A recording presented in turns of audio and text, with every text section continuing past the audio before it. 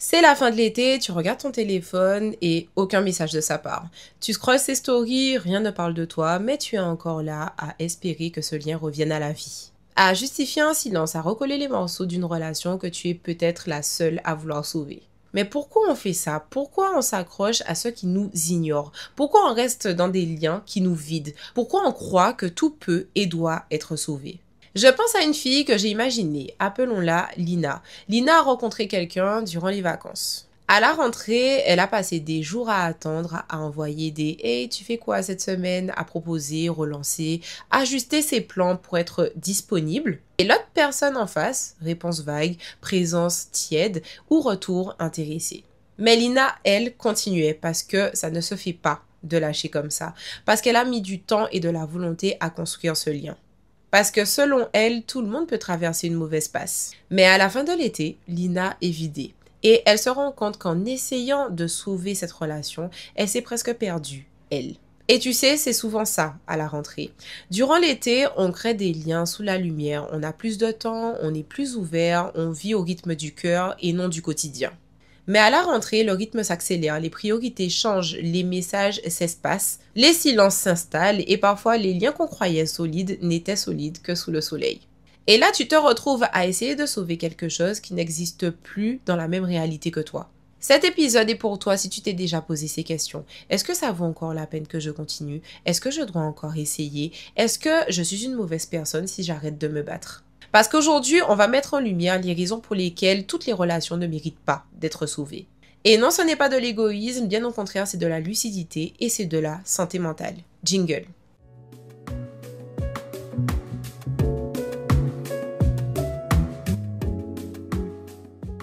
Hello, hello et bienvenue dans l'épisode de cette semaine sur la chaîne Your Body Mind, le podcast qui développe ta puissance physique et mentale. Aujourd'hui, le sujet du jour concerne les relations et plus précisément celles qui ne méritent pas toujours d'être sauvées. Comme on dit en créole chez moi, il y a des relations qui, selon moi, méritent de rester en bas-feuille, donc en français, sous les feuilles. Et je l'utilise dans cet épisode pour expliquer qu'il y a des liens qui méritent d'être sauvés et parfois, voire même la plupart du temps, il y en a d'autres qui méritent d'être laissés comme tels. Mais pour notre cerveau, ce n'est pas aussi simple, ce qui fait qu'on plonge tout le temps dans le mythe de sauver à tout prix ce qu'on a construit. On va commencer cet épisode par cette vérité. Tu ne sauves pas une relation lorsque tu es la seule à nager. Tu t'épuises et à la fin, tu te noies avec ce que tu voulais garder à flot. Soyons honnêtes, si tu es comme moi, tu as sûrement déjà eu cette pensée qui dit « Mais on a vécu trop de choses pour que ça se termine comme ça. Je ne peux pas lâcher maintenant, pas après tout ce qu'on a construit. » Et là, tu rentres dans le piège le plus doux, mais le plus vicieux, qui est le mythe qui dit « Je dois sauver ce lien, coûte que coûte. » Mais dis-moi un peu, est-ce que tu t'es déjà arrêté pour regarder le coût, justement? Pas en souvenir, mais en énergie, en dignité et en clarté mentale. Parce qu'il faut le dire aujourd'hui, la plupart du temps, on s'accroche souvent, pas par amour, mais par peur. Et la vraie question est pourquoi on reste même lorsque tout crie de partir? Tout simplement à cause de l'investissement émotionnel. Tu restes dans cette situation alors que tout te crie de partir, car plus tu donnes, plus tu as l'impression que partir serait perdre. Car ton investissement émotionnel a été trop important. Et ça, c'est le piège classique du « j'ai trop misé, je ne peux pas reculer maintenant ». Mais la vie, ce n'est pas du poker, c'est ta paix intérieure qui est en jeu. Il y a également le piège du syndrome du sauveur dont on fait tous preuve à un moment donné, qui consiste à vouloir réparer l'autre. Tu veux croire ou tu te persuades que ta patience, ton amour, ta présence vont changer cette personne, la réveiller et la guérir. Mais au fond de toi, tu cherches surtout à prouver que tu mérites d'être aimé si tu restes assez longtemps. En gros, tu confonds compassion et sacrifice. Un autre phénomène qui peut également expliquer le fait qu'il est difficile de renoncer, c'est la peur du vide. En gros, tu préfères rester dans un lien bancal plutôt que de te retrouver face à toi-même. Ce lien devient une sorte de béquille émotionnelle et sans t'en rendre compte, tu apprends à boiter juste pour éviter d'être seul debout. Et comme si ce n'était pas suffisant, les bons souvenirs s'en mêlent et c'est ce qu'on appelle la mémoire sélective des bons moments. Ton cerveau, il est malin, il te balance en boucle les rires, les débuts, les moments de tendresse, mais il oublie volontairement les larmes, les silences et les baisses d'estime. En gros, ce n'est pas un cœur, un amour que tu veux sauver, mais c'est une époque, un ressenti, une illusion. Ton cerveau te dit, si tu souffres encore un peu, ça va s'arranger. Peut-être que cette fois, ce sera différent. C'est ce qu'on appelle le biais de rédemption. Tu recherches une scène de réparation émotionnelle parfaite, le retour attendu, le « j'ai compris, je suis désolé, tu avais raison », le moment qui efface la douleur et valide ton combat. Mais souvent, ce moment n'arrive jamais et plus tu l'attends, plus tu souffres et plus tu souffles, plus tu crois que ça va payer.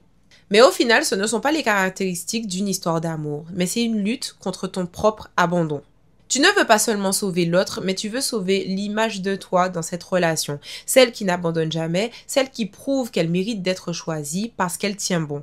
Mais qu'est-ce que tu veux vraiment sauver dans cette relation? L'autre personne ou la version de toi que tu as créée dans cette relation, celle que tu as peur de perdre si tu lâches? Parce qu'arrêter d'essayer ne fait pas de toi une mauvaise personne. Ce n'est pas ton amour qui manque, mais c'est de la réciprocité. Et tu sais ce qui nous fait le plus culpabiliser lorsqu'on pense à partir d'une relation? Qu'elle soit récente, passagère ou ancienne.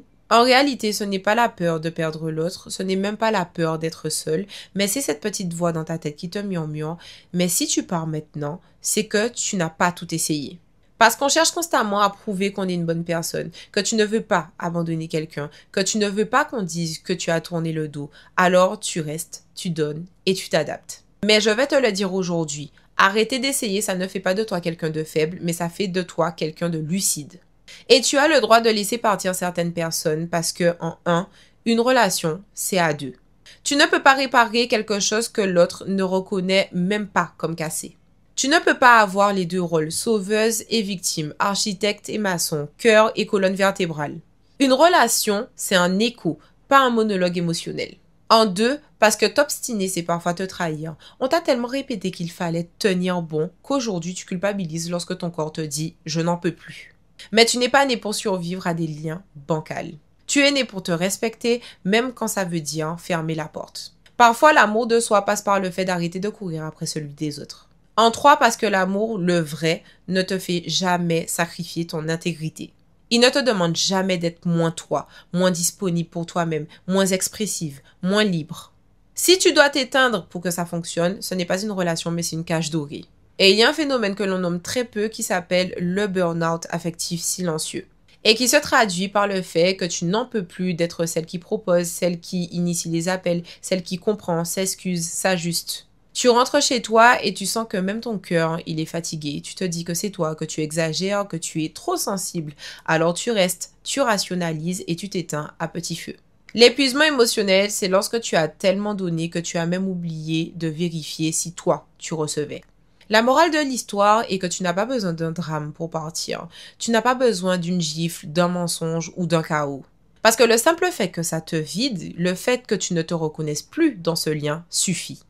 Alors aujourd'hui, je veux te parler de ces signes que ton corps, ton énergie, ta vérité t'envoient et te donner juste après une manière douce et claire de lâcher sans culpabiliser. Certaines relations ne meurent pas brutalement, mais elles s'effilochent lentement, en silence, et à la fin, c'est toi que tu finis par perdre. Parfois, tu continues à t'accrocher à ce lien simplement parce qu'il existe, parce qu'il a été beau, parce que tu as du mal à identifier clairement pourquoi tu te sens mal.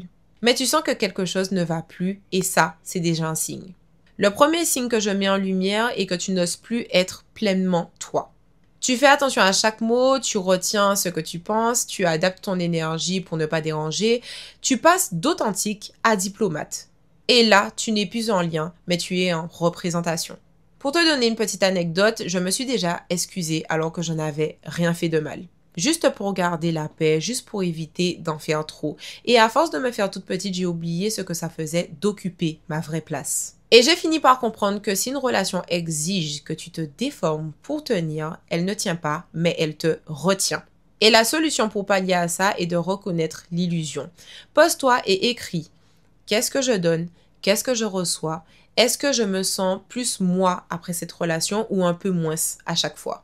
Et enfin, dernière question, est-ce que je suis libre ou prudente? La lucidité, c'est le premier acte pour prendre conscience de la nature de tes relations. Le deuxième signe est que tu reviens toujours avec moins que toi que lorsque tu es parti. À chaque fois que tu vois cette personne, tu te sens vidé. Tu as plus de doutes que de réponses. Plus de tension que de douceur. Mais tu continues parce qu'il n'y a pas de gros drame. Mais juste cette descente progressive et cette mini-loi du « ce n'est pas grave ». Ce que j'ai fini par comprendre, c'est qu'une relation saine ne t'empêche pas d'évoluer. Elle te donne de l'espace pour respirer, même lorsqu'il y a des désaccords. La solution pour pallier à ce deuxième signe est de ritualiser la fin. Le cerveau a besoin d'un symbole pour accepter une rupture. Écris peut-être une lettre que tu n'enverras jamais, bloque ou archive, supprime les photos, range ce bracelet, cette tasse, ce t-shirt. Fais un geste symbolique, pas pour te venger, mais pour marquer ton retour à toi et sceller la fin d'une histoire. Un deuil propre, même pour une relation pas si grave, c'est le début de la paix. Le troisième signe concerne le lien qui repose sur ta peur et non sur l'amour véritable. Tu restes parce que cette relation nourrit tes anciennes croyances ou tes traumatismes que tu actives sans le vouloir. Tu restes dans cette relation parce que ça te rassure, parce que c'est familier. Et tu te dis peut-être que c'est mieux que rien et que tu reconnais tous les signaux, que ce n'est pas parfait, mais bon, au moins tu n'es pas seul. Mais est-ce que c'est vraiment de la solitude que tu fuis ou le face-à-face avec toi-même que tu n'as jamais vraiment eu le courage d'avoir? Ce que j'ai fini par comprendre, c'est que si tu as plus peur réellement de l'après que de ce que tu vis, c'est que tu as déjà commencé à partir au fond de toi. Et si ce n'est pas le cas, solution 3, je te propose de réécrire ta vérité. Ton cerveau va vouloir t'envoyer tous les scripts de la culpabilité, alors tu vas lui répondre. J'ai appris au lieu de j'ai échoué, je me suis trop oublié au lieu de j'ai tout donné, je mérite d'être aimé aussi au lieu de je l'aimais, et je me suis choisi au lieu de je l'ai quitté. Tu ne pars pas parce que tu détestes, mais tu pars parce que tu ne peux plus te mentir. Lâcher, encore une fois, ce n'est pas abandonner, mais c'est reconnaître que s'aimer, c'est aussi parfois partir. Et si tu as besoin d'une seule preuve qui te montre que tu peux survivre à ça, regarde comment tu as survécu à des versions de toi que tu aimais à peine, à d'anciennes ruptures amoureuses ou amicales que tu pensais ne jamais pouvoir digérer. C'est la fin de cet épisode qui était plutôt intense car je suis sûre que ça remue beaucoup de souvenirs ou qu'il a révélé peut-être une situation dans laquelle tu te trouves actuellement. Quoi qu'il en soit, tu n'as pas à sauver ce que tu ne veux plus vivre. Et tu n'as pas à t'abîmer pour préserver un lien. Si cet épisode t'a parlé, pense à le partager à une amie qui en a besoin et viens me dire en commentaire qu'est-ce que toi, tu ne veux plus réparer. D'ici là, prends soin de toi, je te souhaite plein de courage et on se dit à la prochaine dans un prochain épisode. Ciao, ciao!